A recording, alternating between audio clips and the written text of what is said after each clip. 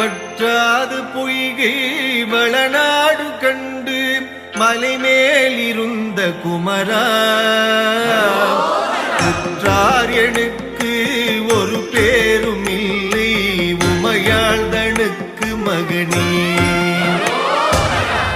தாடி தந்து அடியேனையாளும் முருகேசன் என்ற நரசே தாரமாக மயில் மீதில் ஏறி வரவேணும் என்று நருவே ஆலாலமுண்டோன் மகனாகி வந்து அடியாத மக்க உதவி